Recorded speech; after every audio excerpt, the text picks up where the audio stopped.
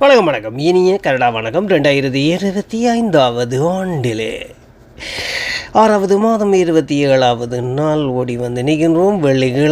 வெள்ளிக்கிழமை வந்து விட்டால் சொல்ல முடியாத சந்தோஷம் எல்லோர் நெஞ்சிலும். சனிக்கிழமை ஞாயிற்றுக்கிழமை குடும்ப நாள்.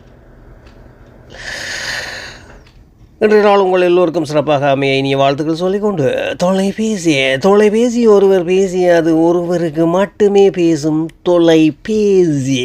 ஒருவர் பேசியில் இருந்து இன்னொருவர் பேசினால் அது தொல்லைபேசி. தொலைபேசி ஊடாக பேசுவது ஒருவர் மீது இருந்த நம்பிக்கை இழக்க நேரிடும். நம்பிக்கை இழந்தவர் நம்பிக்கையில் இருந்தவர் இருவரும் தொல்லைபேசி என்ற எண்ணத்துடன் மற்றவர் மனதில் இருந்து தொலைந்து விடுவார். எப்போதும் அன்புக்கு விலை இல்லை.